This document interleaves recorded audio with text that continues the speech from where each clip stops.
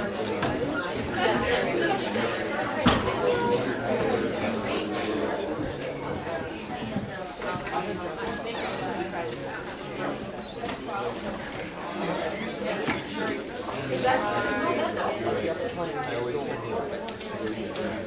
morning, class. Good Welcome to our morning, science seminars. Dr. Again, nice to have you back. Before we introduce our speaker today, I want to let you know that next week we have another exciting seminar that you want to be here on the topic of origins again. It's sort of a bookend to Mr. Kautzman's intro keynote address on geology. We have a geologist from Baylor University. Stacy, actually, maybe you know him. Yeah. He's going to be coming and talk about the base implications of an old Earth geology. So we had some introduction to geology earlier this semester, and we're going to try to build on that and have a further discussion of things. And then also in October, we have WHEELS. Everybody knows about WHEELS here? Yep.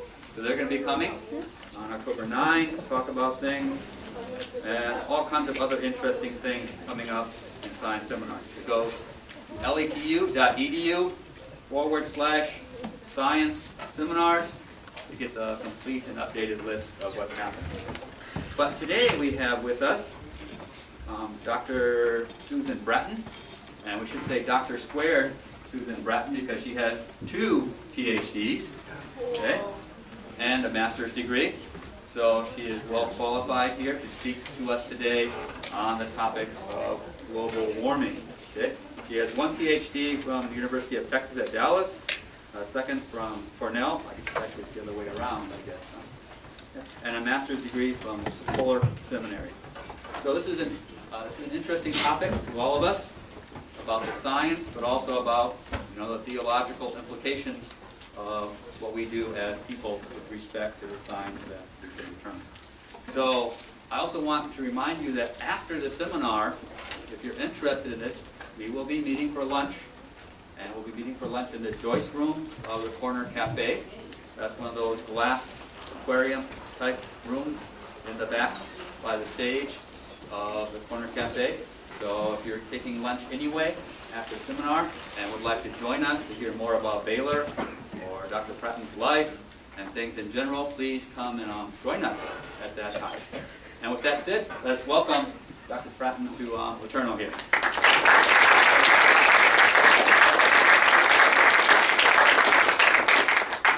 Actually not a climate scientist. I do work in Christian ethics. I'm very involved in some projects right now concerning water and water and vegetation, which I think we'll show in this talk.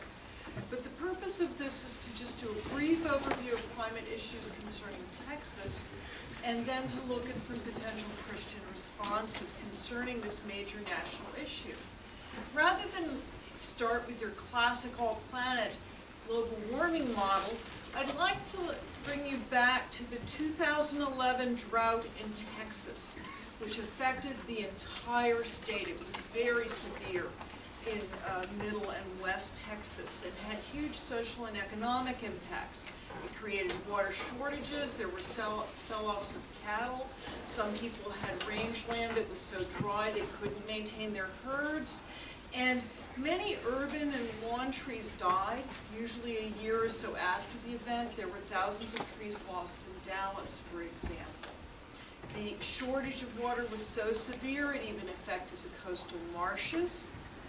And there were quite a number of very severe fires, particularly towards the end of the summer season.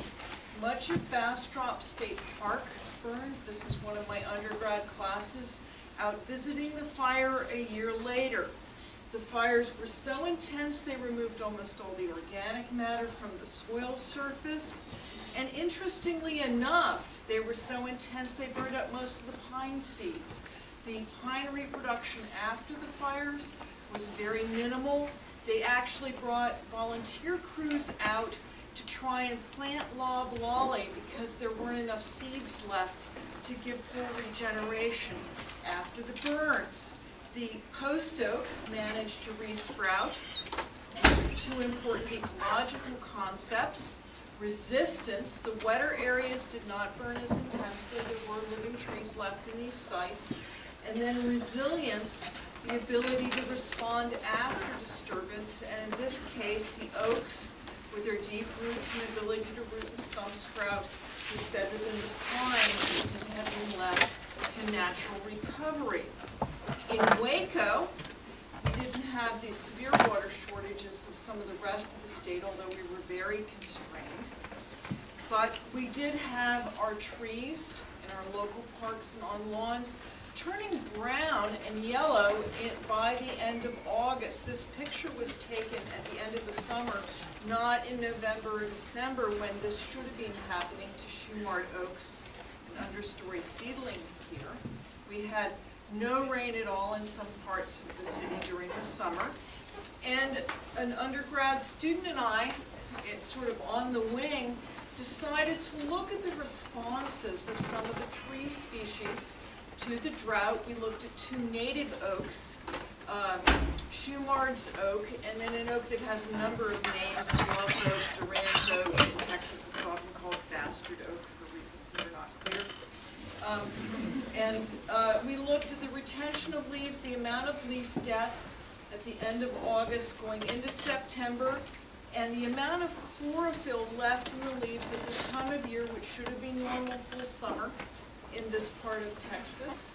And privet, which is an exotic, we looked at two invasive species, glossy privet and heavenly bamboo or nandina, lawn escapes, which are causing a lot of problems in our forests, and looked at the chlorophyll. In the valley, there was some depletion. Shumard's and Bluff oak, this is 2011 to 2012. But the nandina and privet were doing all right. On the ridges, the nandina really was low in chlorophyll during 2011. The Bluff oak was doing fairly well, despite the drought conditions, and the Shumard's oak a little bit in between on the chlorophyll loss. In terms of leaf death, you can see here the privet on the ridge. Trees were actually dying. They didn't recover the next year after the drought. That loss of water, the invasive species of East Asian origin, couldn't survive on the upper slopes with so little summer rainfall. In fact, increased drought would probably confine privet spread.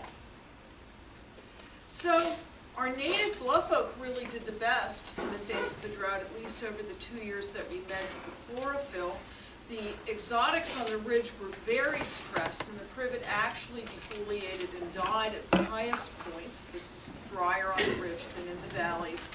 And the Shumard's oak fell somewhat in the middle. This is a normal fall on the cliffs in Cameron Park. It's very aesthetic with lots of red colors instead of just browning crispy. So what happened here? As it turns out, the average rainfall was pretty close to normal for 2011. Average is 74 centimeters. 2011 was 73. 82 centimeters in 2012. But the trouble was the complete lack of spring and summer rainfall during this critical part of the growing season. This was also the warmest spring on record. The days exceeding 100 degrees Fahrenheit in 2011 were above all previous recorded weather data for this time of year. So remember, you've got no water, it's hotter, and this means you're evaporating water from the leaf surfaces. You're putting huge evapotranspiration type of stress on the plants. In March, drought was already a problem in East Texas, for those of you who come from the local region over here at that time. By June, it had spread due to the lack of rainfall across the state to much of central Texas, and by September, we were in exceptional to extreme drought conditions, with the exception of a few places down in the valley. West Texas and the Big Bend area, in fact, had almost no rain until the next year. The drought continued at full bore into 2012 with many ranchers in severe difficulty because of this, because their grasslands were not regenerating vegetation. The drought cycle in Texas is normal. Every once in a while, Dallas and Waco turn into the Chihuahuan Desert. Our conditions in the summer would be similar to what you'd expect for a desert area. Now, Texas has many concerns about water availability outside of the drought cycle, and Waco is one of the few cities in Texas likely to have enough water available for municipal and industrial and agricultural needs by 2050. Most of the major cities in the state are already having major issues with water management, particularly available quantity. Now let's look at projected climate change. Human activity right now is increasing the greenhouse gases in the atmosphere. This isn't just carbon dioxide, it's also methane. And there are others, but those are probably the two of greatest concern. Atmospheric processes can actually cleanse some of this. Methane can be removed by normal atmospheric processes. It's usually in balance from terrestrial releases, so if you're building it, you're overwhelming the cleansing processes in the atmosphere. And the biota, trees, plants, soak up carbon dioxide. They can help to remove it. But we are releasing more than these systems can accommodate in terms of bringing it back into those historic balances. This change is also very speedy. It's really post-industrialization, although there's a lot of evidence that agriculture has altered the percentages of these gases. Agriculture, of course, has a high impact on methane. This is well documented. We're in a period of warmer years. The CO2 concentrations have been extensively monitored. There's no real scientific argument about whether there's more and whether this is increasing rapidly in terms of parts per million. We're heading up, doesn't sound like much, but from historically maybe around 300 to heading up towards 400. It's a pretty major increase in chemical terms. Now, this is not just about temperature. Any change in climate will modify the length of the growing seasons, may shift them regionally. You can modify the position of major climate zones with these kinds of atmospheric changes and the behavior of major atmospheric cells of air.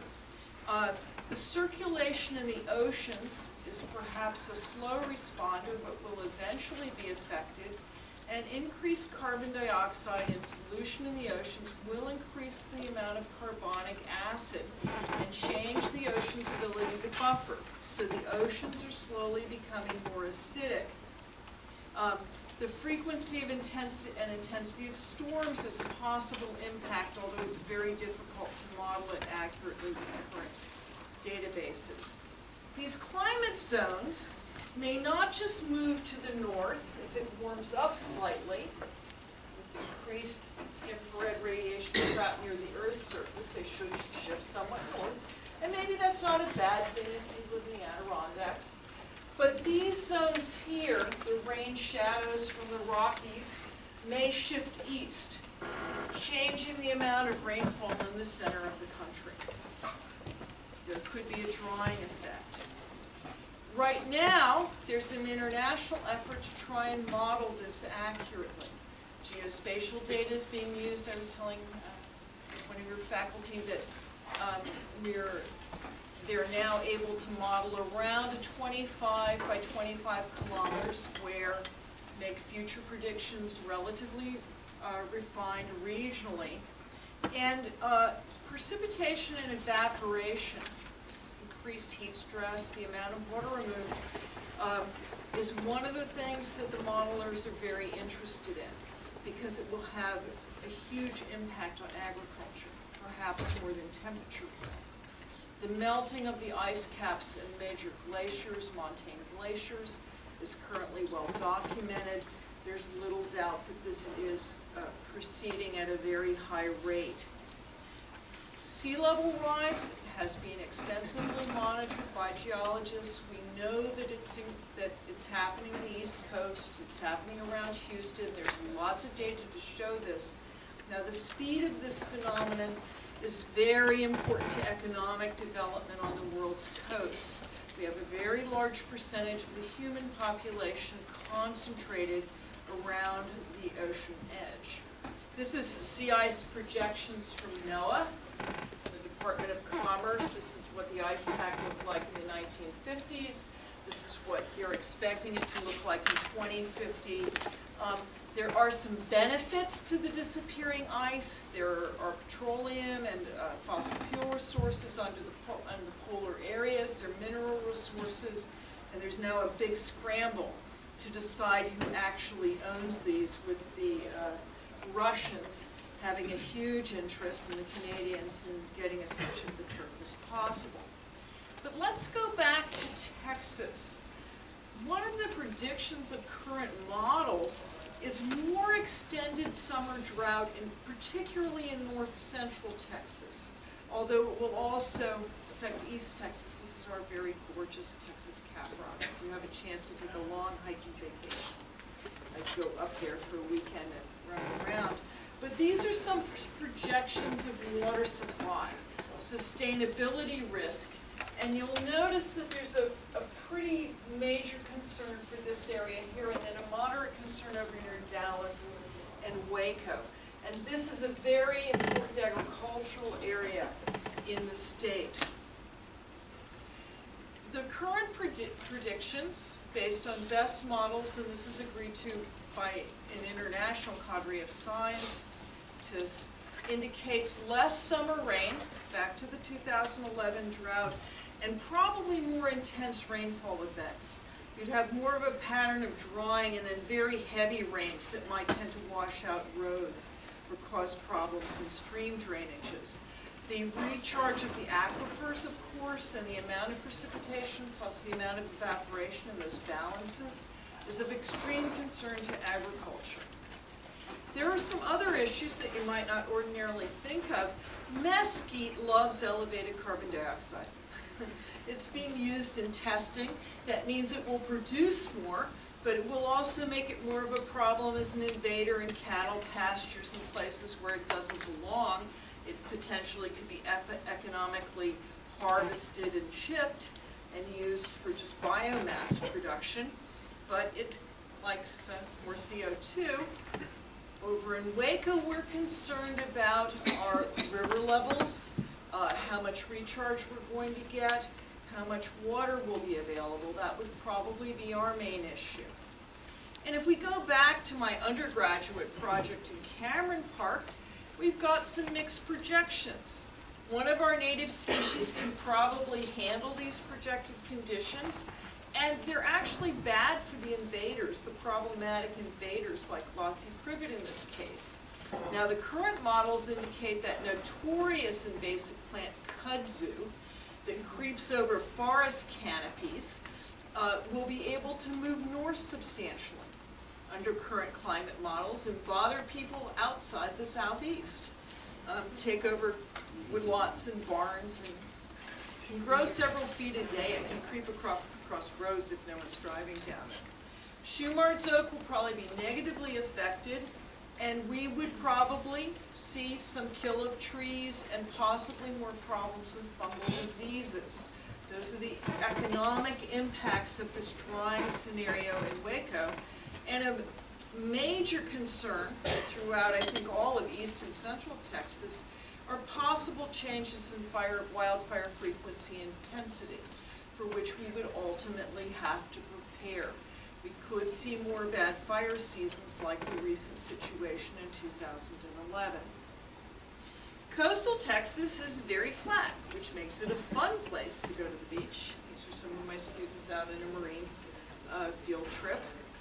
But the predicted rise in sea level is around 50 to 60 centimeters before the end of the century.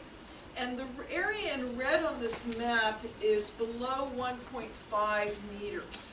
So you would be lifting the sea enough to just basically cover It's about a third of that area.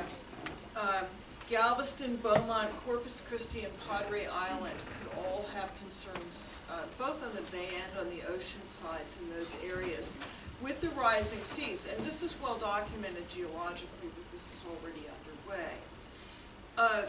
The types of problems you might see down around Houston or on the Gulf Coast might include more trouble with tropical diseases. Dengue fever is already in Key West and is making some headway back into the United States. It's not the most pleasant of illnesses. Saltwater intrusion into freshwater aquifers with rising seas is a concern. Water quality. The storm models, scientists are working to try and make them more refined. Fewer but more intense storms is a possibility. What the hurricanes in that region are going to do is not clear. There's a lot of effort right now to work it out, but you're still missing some major variables. We're still unable to predict them well enough. Our coral reefs, and there are coral reefs on the salt domes in Texas at Flower Garden Banks, and then going down into the Florida Keys and south in the Gulf, will probably be stressed both by warming water temperatures, change in water depth, and the acidity is a concern, CO2. And anoxic conditions, no oxygen in the water, would probably become more common in areas like Corpus Christi Bay, and higher temperatures tend to worsen that situation. Oxygen is not as easily dissolved in warm water. So this is what the current projections would mean for Texas. And notice here that some economic sectors are much more concerned than others. Farmers and the timber industry should be very concerned about whether this is accurate or not, and would need to plan for it. Climate change works through and influences natural processes. You'll see its effects in shifts of things that would happen anyway, like periodic seasonal droughts, but how often, where, and how intense would be the way the changes would actualize. The Intergovernmental Panel on Climate Change has released a new report in 2014. You can pick up their documents on the internet if you'd like to see the basic science. But you'll notice the way they do their risk assessments. They deal with high and low scenarios, several major risks. They're not just concerned about temperature, but definitely about rainfall levels, sea level. And they look at how well systems are able to buffer this, how much our activities, our planning, our efforts could reduce the problems that these changes will cause. In Texas, drought would be one of the biggest issues. It's one of the most difficult to mitigate. We've got water availability issues anyway.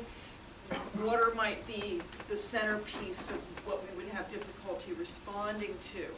The human health risk, particularly, say, people who work outside, people who live on the street or are living in inadequate housing, elderly people would be much more prone to heat stroke, but there are direct things we can do with public health that would help to mitigate that. So we would have more options there given available technology to assist. Sea level rise with very good coastal planning could be reduced to moderate impacts under a more moderate scenario. Now, if the worst case scenario happens, it's going to be difficult to deal with. But water would be one of the major concerns in Texas, not just the overall temperature. Now, what should Christians think about this? How should we respond? Do we have obligations to address the issues? Can we offer anything constructive? Can we help in any way? And can we stay calm enough to actually talk to the scientists working on the problems? Can we actually create a constructive dialogue with science over something that's practical and something where the economic stakes are huge, not just nationally but internationally? I think the biggest mistake you can make with this is to see it in black, just in black and white. It's either totally bogus, the models are false, scientists are just trying to make more money, or it's just an unresolvable crisis. There's nothing we can do, we can't help, or it's not the business of the church. Let the Obama administration come up with something. On the right wing, well, we've got the right wing and the left wing responding pretty vocally, including on the TV and in national media. And there's a strong split. Both views are apocalyptic. And I think this makes people too impassioned. It gets them set in their ways. They respond without thinking it through. The left, it's kind of like, we'll be burned to a cinder, the earth will be devoid of life, Texas will turn into a desert. It's bad on that side. On the right, scientists are making this up. It's just a government thought to do more regulation. And both sides, both of the extreme wings, think the economy will be ruined. But the right thinks it will be ruined by constraint of fossil fuels and by constraining our current economic models. The left thinks it will be ruined by the direct impacts on natural resources, such as the rising seas. Personally, I think we ought to take a more middle ground than just jumping in. Now, the Al Gore film, sponsored by Al Gore, and where he was the main speaker, An Inconvenient Truth, after Christians had really said almost nothing about this, as part of the national controversy, Christians began to respond because there was a lot of news coverage. And there started to be a lot of battling over the science. So, of course, everyone jumped in first without really thinking about it. But the film, and Al Gore, of course, has access to world leaders, including in the UK and other countries. But on the right side, or on the conservative Christian side, climate denial has been common. It's often aligned with anti-Darwinian views, a general distrust of science, an unwillingness to really delve into it. Jerry Falwell Jr. of Liberty University invited Sir Christopher Monckton, who's a Brit, to come speak on the Al Gore film, and these are quotes from some of the news coverage of Monckton's talk. Monckton called the film False Fear of Climate Change, Explicit Lies, sci-fi comedy horror film dreamt up by a PR guy, and pointed out that the deep ocean waters are still close to freezing, and that's absolutely true, but the assumption that they are and can moderate the whole, buffer the entire Earth's climate is probably going a step too far. And you'll notice the kind of general attack here on the science. You don't really have to have a lot of data to do this, it's just doubting it. A second group that has stood up against climate scenarios is the Cornwall Alliance, which has Christian membership from a number of denominations. It's largely an evangelical Christian response. There are also evangelical Christians who've been sending letters to Congress about climate change. And they hold that they're not fighting the idea there's going to be global warming. They're just saying it's going to be moderate and with mixed consequences. And I don't think the science crew are arguing the mixed consequences. Some things might actually happen that are good with global warming. If you own a farm in central Canada, maybe you'll have a longer growing season. They are also suggesting that reducing the CO2 emissions, our current CO2 emissions, will not reduce harmful effects. I think that's where many scientists would disagree with this position. Cal Beisner is the sort of the point guy for Cornwall Alliance. And they hold that even if this does occur, we shouldn't try to prevent it. We shouldn't try to deal with the gases, the carbon dioxide and methane, but we should just try to respond to those changes, such as perhaps some drying, some warmer temperatures, and just adapt. And then help people who are marginalized or the poor to adapt as a Christian obligation. Now, this position is based on no concrete scientific modeling, no concrete scientific analysis. It's holding that the scientists have psychologically overdone it. They're probably motivated by funding or by reputation, and the whole of American science is somewhat off track on this. So these are just two examples of responses. One of them says it's not going to happen, or it's not going to be noticeable. The other one says, yes, we will get some small changes, but it's not due to what humans have done, and we shouldn't try to respond. NASA is going to disagree with both camps. So is NOAA and almost every other government agency. We're moving the levels of CO2 outside the historic patterns, and it's unlikely that there's going to be just a minor response to that in terms of changes in atmospheric processes. One of the deep underlying issues here is how fast the changes occur. The speedier the changes, such as sea level rise, the more trouble we will have economically and in planning terms getting out of their way. If things change very quickly, we will have more difficulty adjusting. Moving the whole city of Galveston is not that easy. Fossil fuel argument here is a very complex one. Fossil fuels are causing some other issues. Brown coal, which is harvested very near here, there are also mines near Waco, is resulting in some deposition of mercury in many of our water bodies nationally. That's an issue of brown coal that's separate from climate. Fossil fuels are expensive, and they're largely managed by multinational corporations. Some more basic types of energy harvest, such as wind, can be done in a lower tech way, and this may be better in some cultures to use alternative energies because they're more available and potentially cheaper. Some forms of hydroelectric may be as well. So the big energy picture here is not just about CO2. Well, the first basically post-Al Gore wave of response, as one might expect, included a few science-savvy commentators like Michael Northcote from the University of Edinburgh, who's Presbyterian, belongs to the Church of Scotland. I know him. There was a very strong feminist response almost immediately to the Al Gore film, advocating the Gaia model and planetary balance, and basically sort of saying we should redo our entire Christian cosmology and most of our Western culture, which might be true but not easy to deploy in the next few decades. This kind of response is often saying we need an entire cultural overhaul.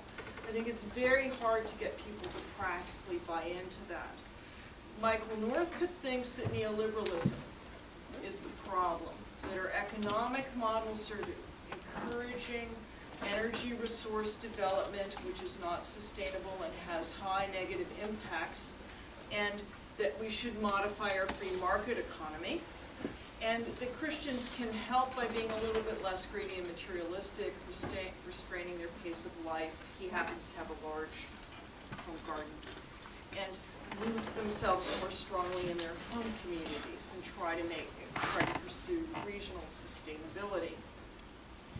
James Martin Schramm, who's Lutheran, advocated for Christians considering how important power is theologically. The use of the biblical word in Greek dunamis, dynamo, from our power generation, that Jesus was concerned with power. This might be a little bit of a stretch on the biblical interpretation, but I'm putting it up here as a model of how people have been thinking about this, that God is very concerned about power, and that we should be too. We should consider power as a resource from God and something that we should manage properly and in Christian terms. In the second wave of responses, there were a wider variety of denominational voices, including a pretty good cadre of Roman Catholics, and some evangelicals began to respond, including some further voices from the Christian mainline. Roman Catholicism right now in the U.S., and certainly with the appearance of Pope Francis in the Vatican has a very high concern for social justice.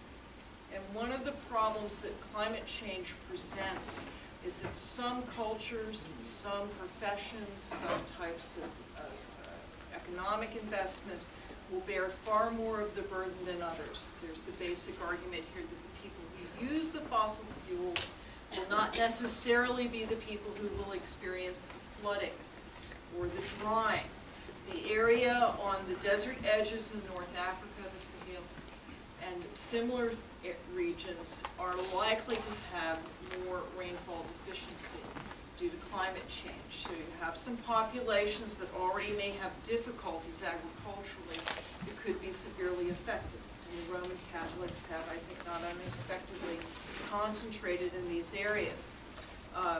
Evangelicals have invoked the concept of servant kingship and Christian stewardship, that we shouldn't destroy while we're harvesting, that we should be careful with what God has given us. Some of the mainline commentators, Karl Raab, who is also Lutheran, has felt that Christians should challenge governmental structures that are not really coping with the problem, that we should be trying to counter global trajectories concerning economics that are unhealthy or might degrade people's lives. And she, of course, critiques the current economic models in this. I think the liberals and the Catholics, the Protestant liberals, have shown a very strong concern for the poor, for climate refugees and displaced populations. This is already a Christian strong suit. I would personally agree with it as a ministry trajectory. I think sometimes they stop with this, that they don't want to go beyond it, but that there might be an important role for Christianity with what we now can't prevent, like sea level rise. Now, a commentator I happen to like, do you have her speaking here, Catherine Hay? No, you should invite her. She is married to a senior pastor from a megachurch up at Lubbock. They've written a book together. The theology is very much Protestant evangelical. She certainly believes in the prophecies in Revelation that the earth will, at an unknown future time, pass away. Paul, of course, mentions this too. And it will be redeemed by God. But she does not believe this is due to climate change, which is true of some conservative Christian commentators. She thinks that that's God's discretion, not humans. We're not running the show for Revelation. God is going to do this. And she argues that limiting greenhouse gases and doing other things that intelligently respond to climate change benefit the Christians who make the effort. It's a form of necessary housekeeping, and that we should do what we can to relieve suffering, to reduce negative economic impacts. And she wants to call on us to do the right thing in the present tense. She believes that many small right acts, acts of conservation, backing right economic strategies, development of alternative energy, will help to resolve this and reduce the negative impacts that we are in the process of causing. One of the things I like about Hay-Ho is that she understands that there are biological effects. The polar bears really are going to lose their ice caps. The coral reefs are a concern. And she perhaps, ironically, does one of the best jobs of any of the Christian writers in accommodating the whole ecosystemic view into her responses. But she believes in small steps, reasonable steps for churches and day-to-day Christians that will change the trajectories we see now. And sustainability is well accepted in evangelical circles. Many churches have put in solar. Conservation helps to keep expenses down. Energy conservation does. It's not a religious term like stewardship, but it fits with Christian values, that we would run our households well and effectively. Another figure that I think has a very practical approach is Mallory McDuff. She is from an Episcopalian background. She does use the sacramental vocabulary, but she identifies green buildings as creating a form of sacred space and drawing on solar energy as a form of Christian stewardship. There's a group called Interfaith Power and Light, which assists churches in conducting energy audits, improving energy efficiency, and drawing on renewable energy sources such as wind. And this, of course, saves the church's money in the long run. Now, I'm going to quickly talk about some Christian weaknesses here. I'll open it to the floor in a moment and then duck. But one of them is in our responses, we're too dependent on media hype, talk show clashes, and arguments over academic findings, and very superficial in our attacks on science. The quality of the scientific critique amongst Christian commentaries is all over the map. Heiho has written one of the most readable accounts. She also is one of the most scientifically informed authors. She actually works with the Intergovernmental Panel on climate change. I think we get too much carryover from the Darwinian battles. Makes it too black and white. Sticks the farmers in the middle. We are attracted to the themes that are most deeply embedded in our own traditions. You'll see this tremendous concern for climate refugees, but less for the basics of agriculture, less for biodiversity, maintaining the world's ecosystems. We ironically get too caught up in the media and ignore using biblical passages or materials from our own tradition, which might be really informative. One of the ones that I think is important is Abraham and Lot, Abraham departing from Canaan. In the discussions with Lot, because they're overgrazing, they're basically having energetic issues on the agricultural lands. There's an extensive biblical commentary on drought. It's actually very important in some miracles in the Hebrew scriptures, and we haven't delved into it at all to look at these problems.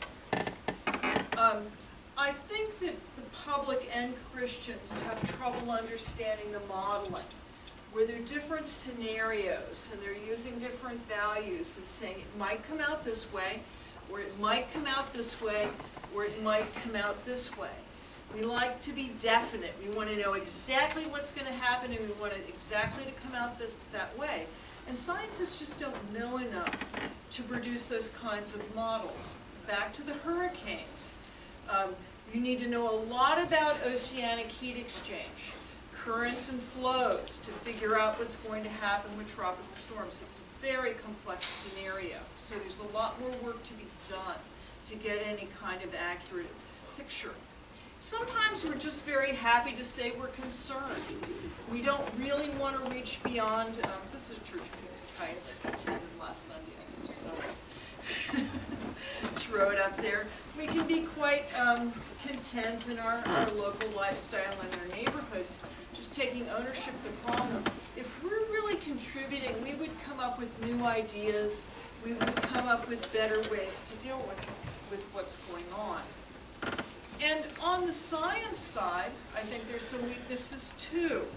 The scientists like quaint and colorful religion. They'd rather do talking ravens and coyote as a deity from American Indian tradition. I think they often miss the insights into human nature and motivation that religions such as Christianity can provide. And they assume that evangelicals, Christians who are very committed or have a high faith, consider their faith very important in their lives, are not fully able to deal with science, that we aren't going to really contribute. So they're little inclined to cooperate with Christianity. Now Christianity does, I just like this picture of Old Rock Church, which is over at Cranfield.